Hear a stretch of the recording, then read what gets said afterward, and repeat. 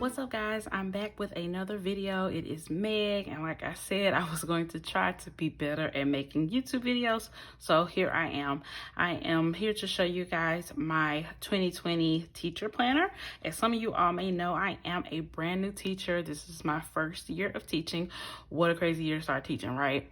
But I wanted to show you all my Plum paper teacher planner. It definitely took me a lot of time to figure out exactly what teacher planner I wanted to go with, since there are so many options. But one of the main reasons why I decided to go with Plum paper is not just because of the ability to customize the covers, as I love, and you can also get them interchangeable, so I can change it out throughout the year if I want to. But I decided to get this one because it's available in the 7x9 size of planner. As most of y'all know, that is the typical size of planners, but a lot of teacher planners are not available in that size. Like, for instance, Erin Condren's teacher planners are like, I think 8.5 by 11, something like that. So just a little bit too big. I wanted something that was smaller and lighter, because what my school is doing is the teachers will be rotating classrooms. I teach 6th grade English, so instead of the students rotating classrooms, the teachers will be rotating classrooms for safety precautions as far as COVID is concerned. So I wanted a way lighter, smaller planner, since I'm going to be moving around and not staying in the same room all day. So for comparison, I do have another Plum paper planner. This is the normal 8.5 by 11 size teacher planner. So as you can see, this one is a lot smaller, and may I just say, it's a lot lighter than this one too. This is a heavy planner. So I got this one originally at the beginning of the summer when I didn't know what grade or what I was going to be teaching or anything like that. And then once I got my my final like job position and everything, and then I knew we were going to be moving classrooms, I decided to go with this planner. So let's go ahead and get into the planner. Here it is. It does have the laminated part. I just pulled it to the back so that my lights would not be reflecting off of it. This is a interchangeable cover, so I can change this when I want to. One thing about Plum paper is these planners do not come interchangeable. You have to request that when you order it. It's like a little note section when you are finalizing your order, and you just write, please make the cover interchangeable, and they will do it. But I definitely think that's something they should work on. I don't see why the covers wouldn't just come interchangeable, but whatever. So here is the planner. This is the first page. I have my school covered up, but I did go ahead and write my name. And this is the year in 2 pages. They do have the full 2020, which isn't totally necessary, but one thing about Plum paper planners, they're very customizable. You can start them literally at any month of the year, including the teacher planners. So it wouldn't have made sense for them to leave that off, because this planner could have literally started whenever I wanted it to, but I chose for it to start in August. And they also have the year in 2 pages for 2021. So you do get the full 2021. So then they have this page for special dates. Starts in January, ends in December. Once again, because you can get the planner to start at any time. I think that's why they just have it set up like that. Really, the beginning of this planner is exactly like their normal planners. It's not personalized for teachers at all at the beginning. All that comes at the end of the planner. So then they have another page of this where you can put ideas, plans, goals, or anything else that you think of. The box colors are exactly the same. They just don't have the dates or the months in them. Then you have a notes page right here. I wish this notes page had lines on it. It's really not helpful for me. I hate writing on paper that doesn't have any lines or dots or anything. This is just totally blank, but you know, it's not a big deal. I probably won't use that notes page much anyway. Maybe I'll use it to like map out this planner or something like that. But here is August. Just has a pretty little A for August. Once again, this is exactly like a normal Plum paper planner, where you have the month with the goals, the birthdays, events, things to remember, and then a lined notes page here, exactly like a normal Plum paper planner. This is where the differences come in.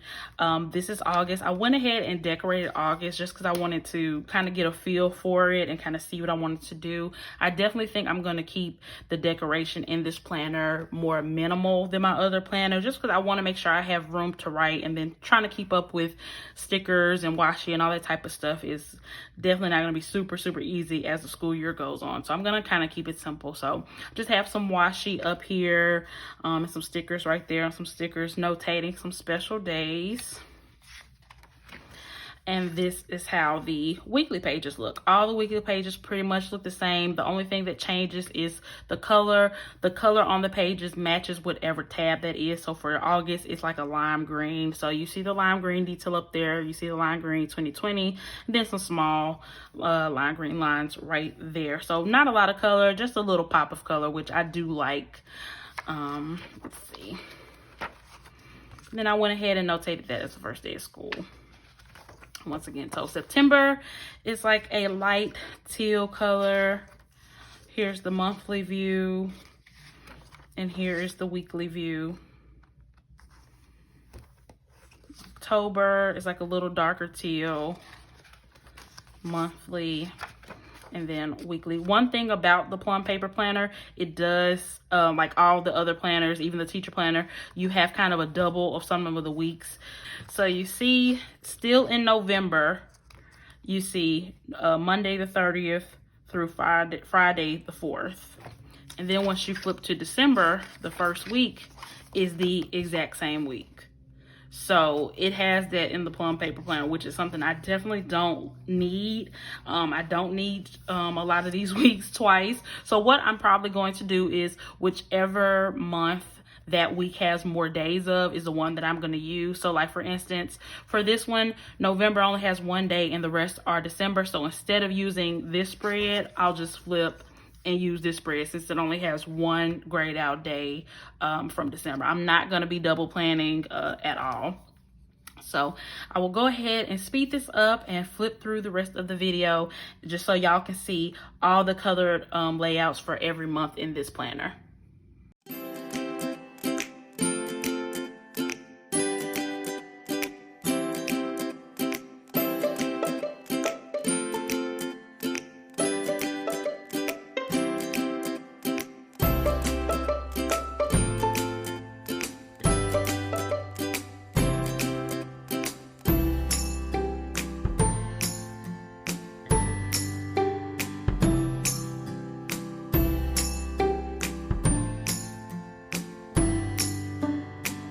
We are now in the back of the planner, the teacher portion of the planner, and I think I briefly mentioned earlier, but I do want to show y'all. So at the end of every month, you do get 1, 2, 3, 4, 5 notes pages, and I believe that you can add in more. You can either add a tab of notes or you can add extra notes pages to either one. I don't think I did either one. I just have the notes pages that came in because that's plenty for me as of right now. So here is the teacher section of the planner. It has a tab that says My Class. And this page just has this year's goals. This year's goals in 3 words: personal goals, organizational goals, planning goals, and classroom goals. You can also put my class and the school year right there. Then it has a year and a glance part where you can go through and put important dates for each month. And I like that this is set up like a typical school year from July until June, as far as when those start, so I don't have to worry about changing those. And then there's a portion at the bottom for notable dates. So if there are any really special dates that you want to make sure that you pay attention to, there's a space to put those at the bottom. On this page, it has my class schedule, and it has 4 different schedules that you can put in depending on the term, or if you want to write the half-day schedule, the full-day schedule, just any type of schedule that you may have for your school, you can write that there, which is cool. They have a page for seating charts. One thing about this, I wish there were more pages for seating charts. I don't think you can add more, but I'm not 100% sure. You may be able to add more, but I don't think so. So for someone like me who has multiple class periods, it definitely would be way more handy to have more than one seating chart, but no big deal. They have this substitute information page. Like everybody says when they look at these teacher planners, I'm probably never going to leave my whole planner with a substitute. So this page being here is not super helpful. I guess I could maybe make a copy of it because it has great information. Like I said, I'm just not going to leave my whole planner with a substitute. So I probably would like maybe make a copy of this page and write it out and leave that for a substitute. It definitely could come in handy for that way. They have this part for student health information. I don't think this is enough for me, once again, because it only has spaces for about 12 students. I'm going to have way more students than that because I have multiple class periods. But I guess I could use this to, if there are certain students with really special allergies that I really need to be aware of, like if they have a peanut allergy or a chocolate allergy, just anything that's common to be in the classroom, I could probably just write those students out, that information here, so I could just make sure I'm aware of it. They have field trips and special events. Unfortunately, because of COVID, this page is definitely probably not going to come in handy this year because as far as I know, we're not going to be able to go on any field trips at all. And special events, maybe. I think we're doing like virtual, like meet the teacher night, things like that. But as far as like dances and stuff, I don't know. I don't think we're going to be able to do that, any of that stuff, unfortunately, this year. This page, they have a volunteer list. Definitely will be utilizing that just to have parent contact information. I'll have other places for parent contact information, but it's nice to have one list of volunteers that I know that, hey, if we need something for the class, I know that these are the parents that I can reach out to. So this is very cool. Then they have a section for student birthdays. I hope this is enough space for all my students. I feel like maybe if I put a couple students per line on here, this may be enough space. I'm honestly not sure. I may use those boxes that were at the beginning of the planner to put student birthdays instead, because it looks like there was a lot more room with that setup than right here. But I definitely want to make sure I write down my students' birthdays. Even though they're 6th graders, they still deserve to get something special for their birthday. So I would love to make sure I know those so I can be aware and always do a little something special for them. Classroom resources. This is a good page because we do have multiple websites that we work with. Since I am a new teacher, I'm going to be learning all this stuff, so it's nice to have this in my planner so that I can reference this quickly to see if I'm looking for something specific, I can know what website to go to right away. Then classroom expenses. I had planned on using these pages to keep track of all the money that I had spent on my classroom this year. I did not do that, but I guess as the year goes on, if I'm buying things here and there, I'll make sure I track them down just so I can keep track, because I don't want to be out of control and spend way too much money on my classroom. Even though it's important to spend money on your classroom if you can, I don't want to go overboard. I want to make sure it's reasonable, so I'll definitely keep that down. Then they have these parent communication pages. I cannot remember if I added in this many or if this many just came with it, but they have a ton.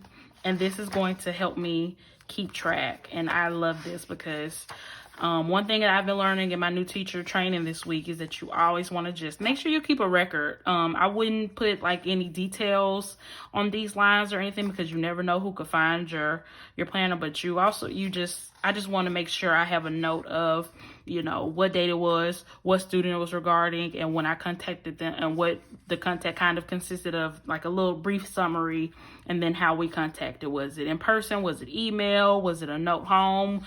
Was it a call? Just so I can keep track of that. So yeah, I have lots and lots of these pages in here. And then student contacts. Yeah, I definitely don't have enough of these pages for all of my students.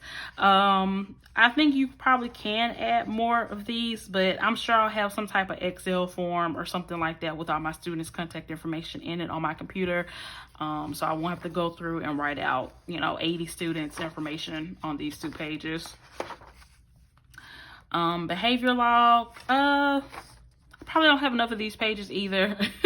But I think I will probably just use the parent contact pages for this. So I may or may not keep some of these pages in here because I don't think I'm going to be using some of them, but I'm just going to keep them in here for now just to see. But I probably don't have enough room for, hopefully, I would love for this to be enough room, just 2 pages worth of behavior issues, but you know, trying to be realistic, so probably not. Professional development, I definitely will keep track of that. Like, we just went through one called Capturing Kids' Hearts. That was amazing. I'm definitely going to write that in there just so I can reference, you know, what type of professional development I've done over the year, so I can say, oh, did I do that? I may not remember next summer, so I can always kind of keep track. Passwords page, not going to use this. It's definitely not a good idea to have a physical place for your passwords to be stored. So this is probably not the safest thing in the world, so I'm probably not going to use this. I probably will tear this out.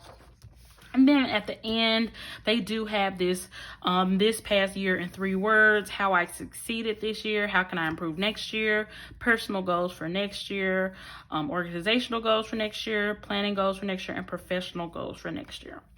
And then you have a checklist tab. And I think I added in more, but I got lots and lots of checklists.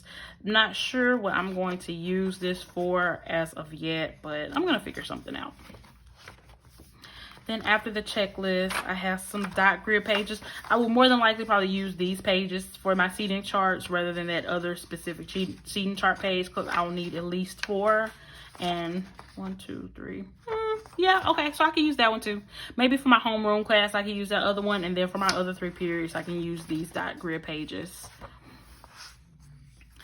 Another passwords page. I think these just come standard in any Plum paper planner you get.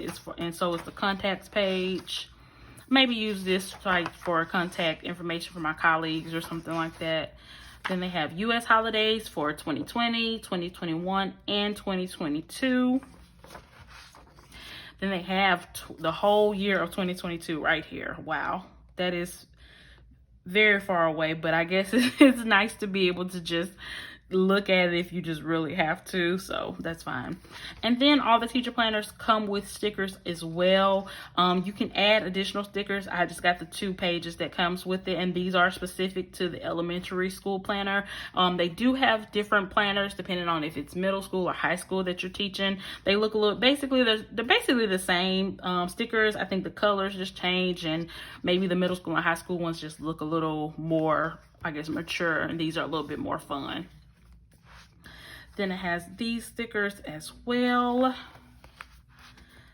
Comes with a folder. And then it comes with these clear page thingies.